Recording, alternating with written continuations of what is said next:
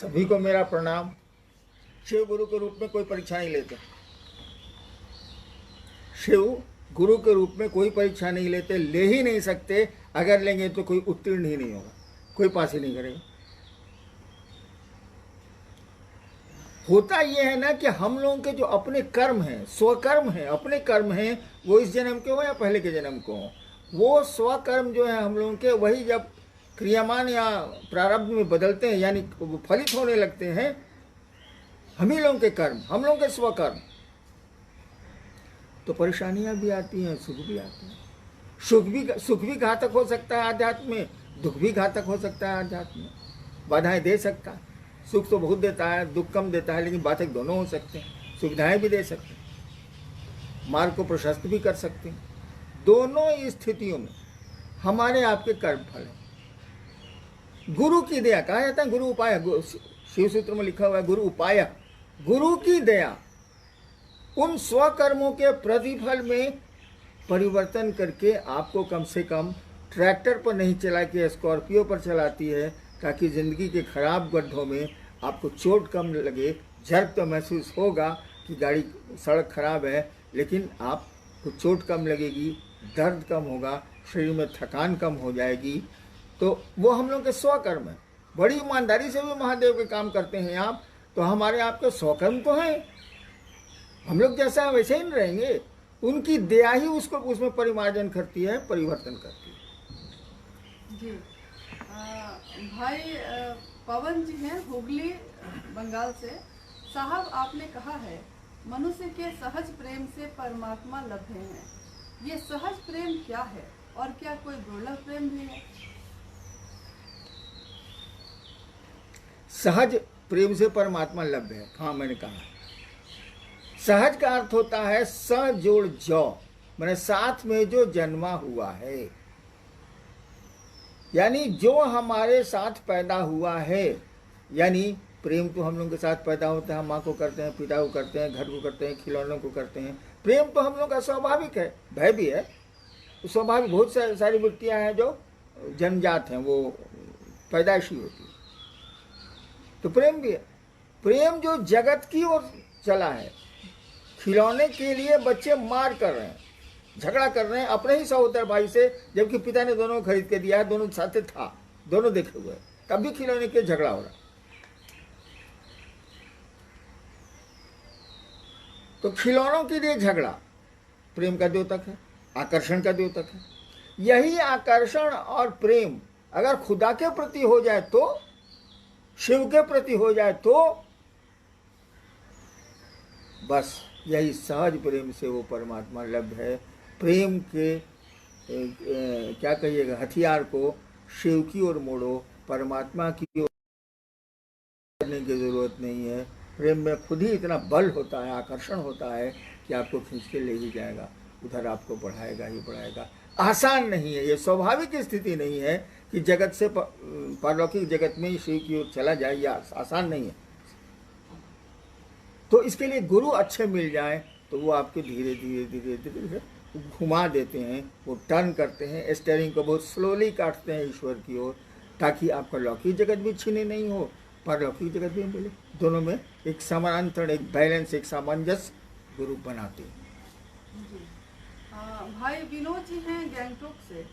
इस साप्ताहिक चर्चाओं में अभी तो कोरोना काल में बंद किया गया है, लेकिन पहले भी जब चलता था, या अभी भी जो लोग फोन से बातचीत करते हैं, तो वो लोग कहते हैं कि मेरे पड़ोस में कोई बीमार हो गया, या मेरे घर में कोई दूसरा व्यक्ति बीमार हो गया है, तो क्या उसके लिए दया मांगी जा सकती है? दूसरों के लिए अगर दया मांगी जा सकती है तो किस तरह? किस तरह? भाई दया मांगना है कोई तरीका, कोई स्पेशल डिजाइन है कि पाँव ऊपर कर लेना, मुड़ी नीचे कर लेना? दया मन की चीज है, मन मांगेगा। ऐसा थोड़ी है कि सिद्धासन लगा के दया मांगिएगा, पद्मासन लगा के दया मांगिएगा, लंबा लेट के दया मांगिएगा, ऐसा कुछ नहीं है। अरे मन दया की याचना करेगा ना, दूसरों के लिए दया मांगी जा सकती है, लेकिन उसकी देख लीजिए उसकी स्थिति क्या है। वो खुद भी अगर दया मांग सकता है, तब बीच में आप उंगली काहे डाल रहे हैं? उसको सिखाइए। उसके जीवन में बहुत सारी घटनाएं ऐसी होंगी जहां आप नहीं होंगे, तो ये दया उससे उसके द्वारा सीखी गई दया मांगने की प्रक्रिया उसको मदद करेगी। दया मांगने में कोई दिक्कत नहीं है, मांग सकते हैं, लेकिन क्यों उसको क्यों नहीं सिखलाते हैं? उसको भी सिखलाइए। कहीं कितनी देर आप उनके लिए दया मांगेंगे? उसका जीवन का अंतराल लंबा है ना। जी भाई नारायण जी हैं धुलाबारी नेपाल से, कि जिस तरह से कोरोना संक्रमित लोगों की संख्या में वृद्धि हो रही है, इस त्रासदी के माहौल में मनसा वाचा कर्मणा गुरु कार्य नहीं हो पा रहा है, इसका समाधान क्या है? हम क्या करें? अरे गुरु कार्य नहीं हो पा रहा है। गुरु कार्य क्या क्या है बताइए? एक तो है आप चर्चा करना, उसी को एक गुरु कार्य समझते हैं, बाकी किसी को तो हम लोग समझते नहीं, ताकि उसमें मजा आता है।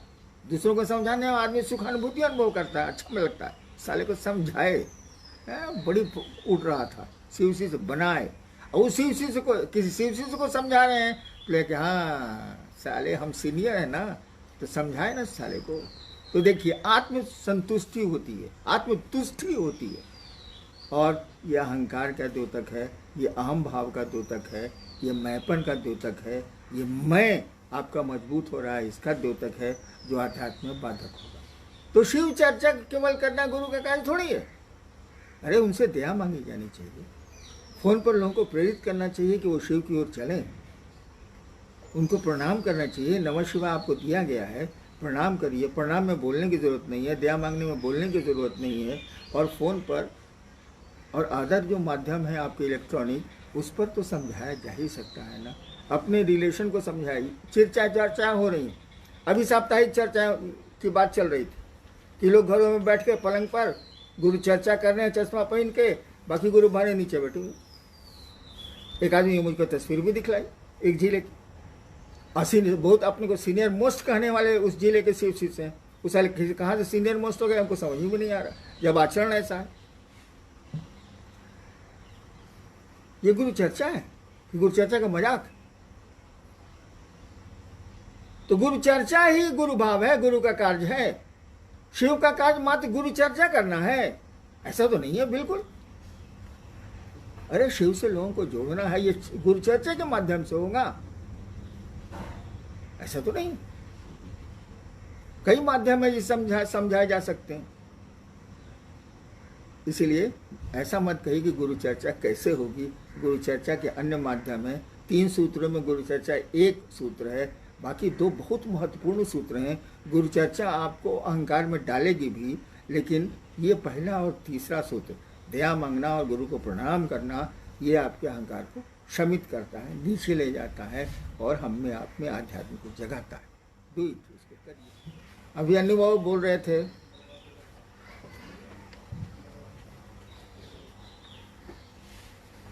आज की स्थिति पर, कोरोना के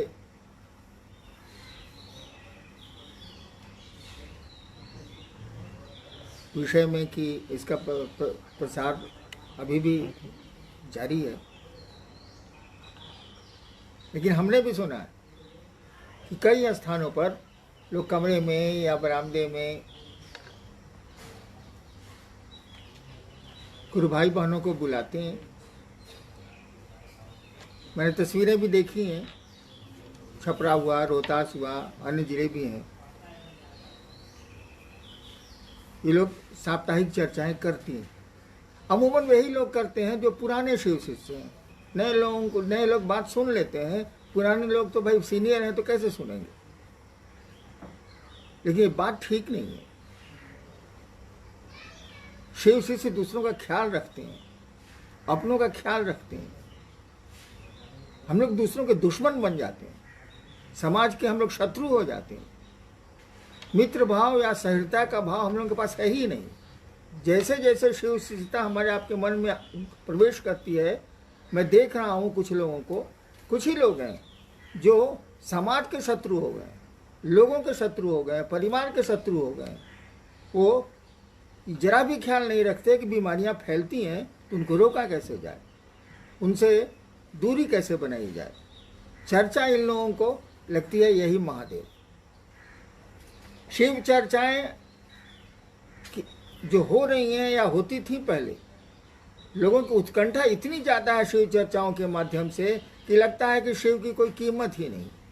शिव चर्चा की कीमत है, क्योंकि उसमें सम्मान छिपा हुआ है, एक मोहल्ले में वर्चस्व छिपा हुआ है, एक इलाके में आपका अदब छिपा हुआ है, आपका सम्मान छिपा हुआ है।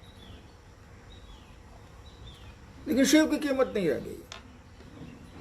मैं तो कहता हूं ये लोग शिव शिष्य नहीं है, ये लोग चरचरिया हैं, चर्चा के शिष्य हैं। मैंने ऐसा कभी नहीं कहा कि आप चर्चा के शिष्य हो जाएं, मंत्रों के शिष्य हो जाएं। आपको हमको शिव का शिष्य बनना है। महादेव हम लोगों के गुरु हैं, शिव हम लोगों के गुरु हैं, हम लोगों ने उनको गुरु माना है, तो उनकी कीमत न ज़्यादा होगी। आदमी का स्वभाव है कि जिस चीज़ का महत्व वो ज़्यादा लेता है, उस ओर उसका आचरण होता है, उस ओर उसकी दिशा होती है। तो महत्व चर्चा का ज़्यादा है, इसीलिए इस रोक में भी, मनाही में भी लोग चर्चाओं के पीछे पागल हैं, समझते नहीं। यह शिव शिष्यता नहीं है, यह शिव शिष्यता का मजाक हो रहा। चलिए देखते हैं जिज्ञासाएं क्या आई हैं, लेकिन ऐसा नहीं करें आप। हमने शिव को गुरु माना था। मैंने कई बार कहा कि 1974 में कुछ हमको पता नहीं था कि चर्चाएं क्या होती, मैं जानता ही नहीं था। लेकिन क्या मेरे शिव गुरु हुए कि नहीं हुए? बिना चर्चा के मैंने शिव शिष्यता का सूत्रपात 1982 में किया कि नहीं किया? अजीब स्थिति है चर्चा की। 30 जून तक चर्चा बंद है। जो स्थिति जा रही है अभी आने वाले कई महीनों तक बंद होगी।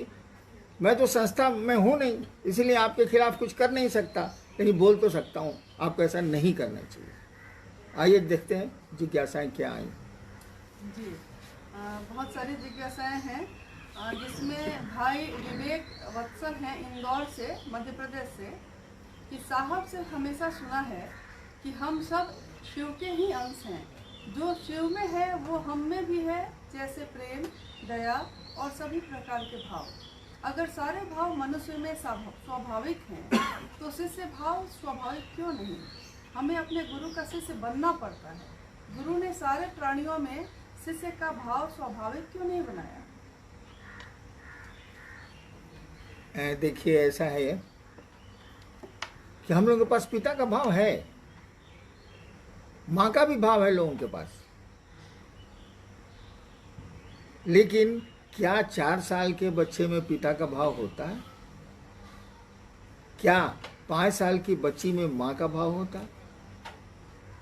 जब तक संतान नहीं होगी माँ का भाव उदय नहीं होगा, पिता का भाव उदय नहीं होगा। ठीक उसी तरह से जब तक हमारे आपके मन में शिष्य भाव नहीं जगेगा तो गुरु भाव से जुड़ेगा नहीं। गुरु भाव है हमारे आपके बीच में, दया का भाव है हमारे आपके बीच में। वह शिव ऐसा थोड़ी है, उसने जो जीव बनाए हैं तो उसने सब कुछ उसको दिया है। जो गुरु के पास है सो आपके पास भी है, जो आपके पास है वो गुरु के पास भी है। तो उसने शिष्य भाव भी दिया है, गुरु भाव भी दिया है, लेकिन अनुकूल परिवेश होने पर ही वो उदय होगा। बिया है, बरगद का बिया ले लीजिए, रखा हुआ है, वृक्ष होगा, संभावना है वृक्ष की, बहुत विशाल वृक्ष की संभावना है, लेकिन वृक्ष नहीं होगा। जब तक कि उसको कंजीनियल एटमॉस्फेयर नहीं मिलेगा, जब तक उसको अनुकूल वातावरण नहीं मिलेगा, मिट्टी, पानी, हवा, धूप, तब तक वो बीज अंकुरित नहीं होगा। बीज है। ठीक उसी तरह से ये सारे भावों के बीज हम लोगों के मन में हैं, वो परिस्थिति जन्य होते हैं, और जब तक उसको वैसा वातावरण नहीं मिलेगा ये अंकुरित नहीं होंगे। तो शिव गुरु हैं, वो हमारे आपके बीच हमारे आप में भी हैं। शिव की इसका सृष्टि भाव जिस तरह से छिपा हुआ है सब में, जगत में चल रहा है सारा जगत, जिससे उसमें उनका गुरु भाव भी छिपा हुआ है। सारे भाव वहां निहित हैं, सारे भाव व्यक्ति में भी है, गुरु में भी है, परमात्मा है वो। तो जैसे आप शिष्य भाव को उद्भासित करेंगे, जैसे आप शिष्य भाव को अंकुरित करेंगे, वैसे गुरु भाव शिव के प्रति करेंगे तो शिव गुरु का भाव उससे जुड़ेगा। शिव भाव जो अपना जो काम है उसका करेगा, आपको शिव की ओर उन्मुख करेगा। नेक्स्ट। जी भाई राम नारायण जी हैं भागलपुर से। आप अक्सर कहा करते हैं कि मंजिल मिले ना मिले हमें इसका गम नहीं, मंजिल की जुस्तजू में मेरा कारवां तो है। तो क्या मंजिल वास्तव में मिलेगी या सिर्फ कारवां ही बन के रह जाएगा? अगर आदमी ये सोचे कि उसको परिणाम मिलेंगे कि नहीं मिलेंगे एक विशेष कार्य के, तब तो वो कार्य ही नहीं करे।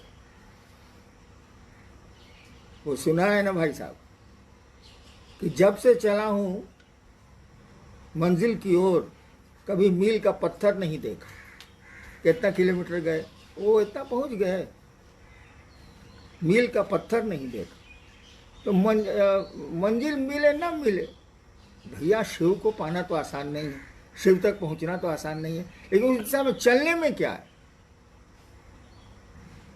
चलेंगे हम। मैं बहुत पहले कहा करता था, मेरे पिताजी बहुत क्रुद्ध होते थे मुझ पर कि तुम अपना काम छोड़ के सब कौन धंधा करता है, महादेव महादेव क्या करता है। तो हम कहते थे कि कोई गंदी आदत किसी बेटे में हो और बेटा सयाना हो गया, और मैं तो डिप्टी कलेक्टर हो गया था, तो पिता की बात नहीं सुनता है।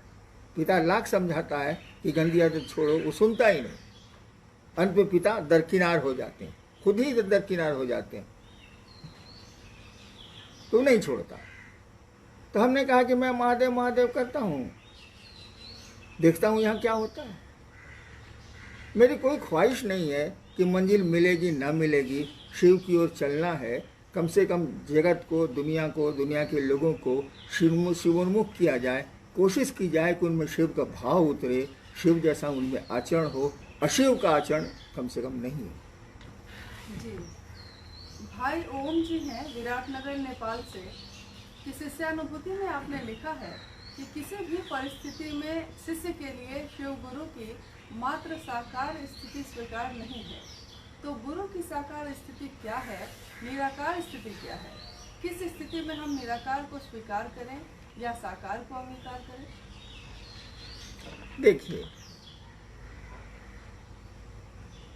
आप भी साकार हैं कि नहीं है, इस पर संदेह। ये उनका सवाल है। ओम जी नेपाल से। ओम जी, आप शरीर हैं कि शरीर से अलग हैं?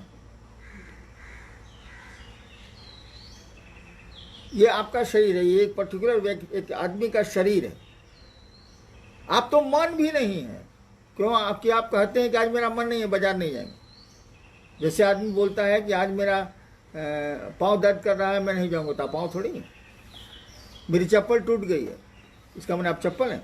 मेरा मन दुखी है, इसका मन आप मन है। आप मन भी नहीं है, आप शरीर। शरीर के कितने अवयव बदल जाते हैं। आप चिकित्सा विज्ञान देखिए, चिकित्सकों के द्वारा बदल दिए जाते हैं, डॉक्टर्स बदलते हैं, तब भी आप वही रहते हैं। शरीर के अंग प्रत्यंग बदल जाते हैं, दूसरे अंग लग जाते हैं, तब भी आप वही रहते हैं, आप नहीं बदलते हैं। आप मन भी नहीं है, आप हैं कौन?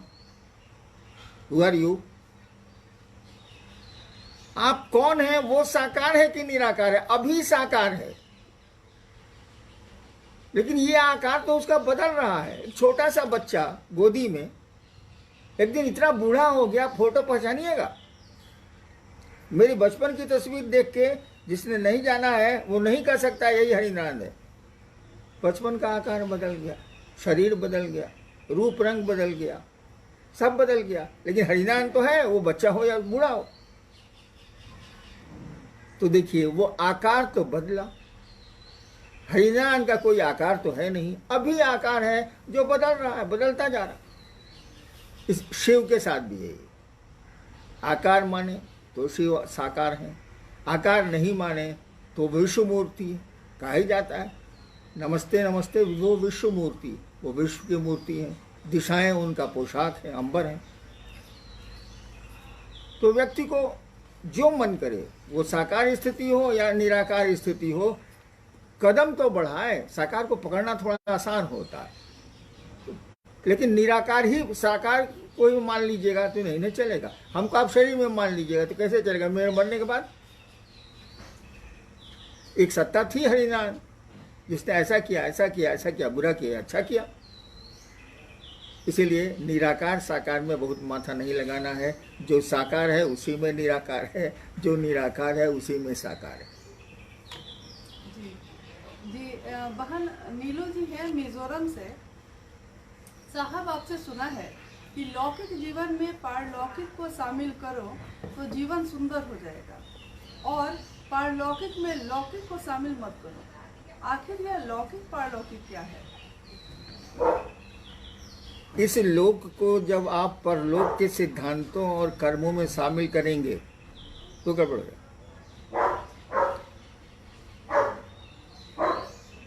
और उस लोक को इसमें शामिल करिए, ये सुंदर है।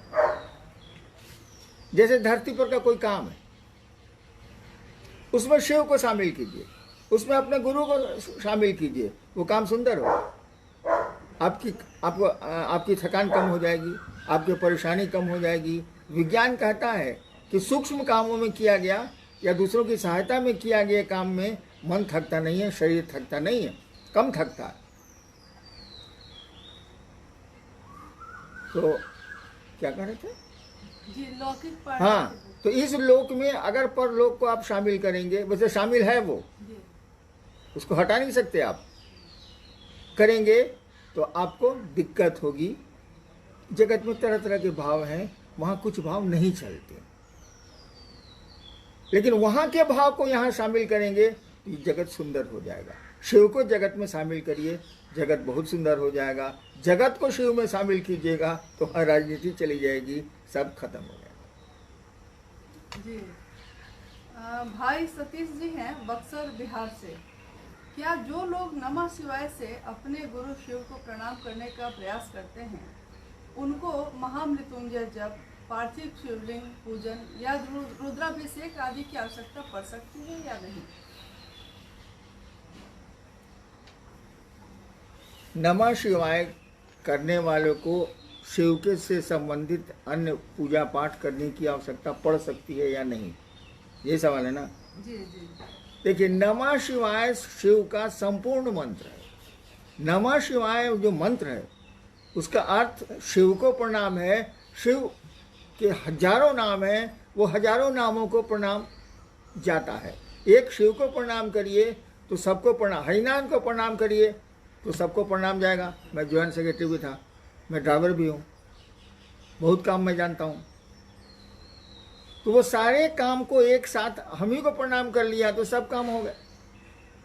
मुझको आप कहें कि मुझको गाड़ी से ले जाके वहाँ पहुँचा दिए, मैं पहुँचा दूंगा, मेरा काम ड्राइवरी करना थोड़ी है।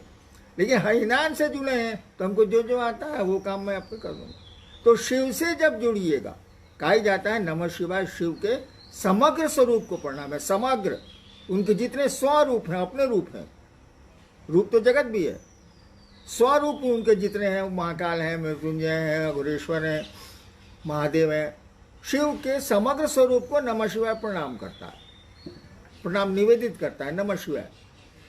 अब जप करते हैं आप, जप अगर मंत्रों का जप अगर सही ढंग से करते हैं, यानी उसमें भाव प्रणाम हो रहा है, नमः शिवाय का मानी अगर चैतन्य और अर्थ उसमें जा रहा है, आपके मन में आ रहा है, शिव को प्रणाम हो रहा है, अगर मन अनुक्रम से शिव को प्रणाम कर रहा है, तो मेरा अपना विचार है किसी अन्य पूजा पाठ की कोई आवश्यकता नहीं है। और देवताओं को प्रसन्न करेंगे आप तो शिव प्रसन्न नहीं होंगे, लेकिन शिव को प्रसन्न कर लेंगे आप तो सभी देवता प्रसन्न हो जाएंगे। वो तो नाम ही है महादेव, मैंने देवताओं में महादेव। जी। भाई रोहित जी हैं हुगली बंगाल से कि आपने लिखा है कि हे महेश्वर, तुम्हें जानना, समझना और पहचानना अनुमानस की सीमा से बाहर की बात है। तुम जैसे भी हो, तुम्हें बारंबार नमस्कार है। तो शिव के शिष्य खुद में किस शिव को जानने अध्यात्म में अग्रसर होते हैं या हो रहे हैं? महादेव दो तीन थोड़ी है। महादेव वही है जिसकी पूजा होती है मंदिरों में, जिसके गीत गाए जाते हैं गांव घरों में। महादेव तो वही है, वही गुरु है, वही सब कुछ है। शिव के शिष्य भी उसी महादेव को मानते हैं जिसको सारा जगत मानता है, सारा भारतवर्ष मानता है। हम लोग शिव को महादेव के रूप में भी पूजते हैं, जिस रूप में कहिएगा उस रूप में पूजते हैं। मंत्र एक ही है, नमः शिवाय, यानी शिव को प्रणाम। शिव के शिष्य और बाहर के लोगों के महादेव में कोई भेद नहीं है, कोई अंतर नहीं है, हो ही नहीं सकता है। शिव तो अपने अकेले है, वो एक ही सत्ता है। नाम जितने मन करे दे दीजिए, सत्ता तो वही रहे। जी भाई सुनील जी हैं 24 परगना बंगाल से, कि संसार में शरीरधारी गुरुओं की परंपरा चली आ रही है। जब शिव को गुरु मानने को कहता हूँ किसी को, तो लोग कहते हैं कि गुरु एक ही बनाया जाता है, इसीलिए अब दूसरा गुरु नहीं बनाऊंगा। तो क्या कह के समझाऊं, समझ नहीं पाता। पहले इन्होंने अपने बच्चे को प्राइमरी से मिडिल में भेजा है कि नहीं? जो सवाल कर रहे हैं कि एक ही गुरु बनाया जाता है, इन्होंने अपने बच्चे को प्राइमरी से मिडिल में भेजा है कि नहीं? मिडिल से हाई स्कूल में भेजा है कि नहीं? हाई स्कूल से कॉलेज में भेजा है कि नहीं? कॉलेज से विश्वविद्यालय में भेजा है कि नहीं? अगर इतनी जगह गुरु ये बदल सकते हैं, तो अपने उस जीवन के लिए गुरु बदलना अपराध है क्या? कभी नहीं हो सकता। दत्तात्रेय जी के बहुत गुरु हैं, मेरे 20-21 गुरु हैं, लास्ट में जाके शिव गुरु हुए। अरे भाई, बच्चों के ज्ञान के लिए गुरु बदले जाते हैं, रोगी की चिकित्सा नहीं ठीक से होती है तो डॉक्टर्स बदले जाते हैं। आपको ज्ञान सही नहीं मिल रहा है, अगर आपको लगता है तो गुरु बदले जाएंगे। और जब शिव को गुरु मान ही लिया, तब तो आप हाईएस्ट पर हैं, तब तो आप सर्वोच्च पर हैं। अब तो आप बदल ही नहीं सकते, क्योंकि अब उससे ऊपर कुछ होता ही नहीं, कोई गुरु ही नहीं है। वो महेश्वर है, वो ईश्वर है, सर्वोच्च गुरु है। इसीलिए गुरु बदले जा सकते हैं भैया। दत्तात्रेय जी के गुरु इतने हुए, आपने भी विद्यालय बदला होगा, प्रश्नकर्ता ने भी विद्यालय बदला होगा, प्राइमरी से मिडिल, मिडिल से हाई, हाई से ऊपर भी कॉलेज, आपने भी गुरु बदला होगा। गुरु के बदलने से गुरु के प्रति श्रद्धा नहीं खत्म होती है, वो रहती है, लेकिन पढ़ाई बदल जाती है। 8वें क्लास की किताब 9वें में नहीं चलती है, लेकिन 8वें का जो आपका पुराना शिक्षक है वो मिलेगा, तो उसको आदर जरूर दीजिएगा। अगर आदर नहीं देते हैं तो आप सही आदमी नहीं हैं, आप गड़बड़ करिए। आप सबों को मेरा प्रणाम।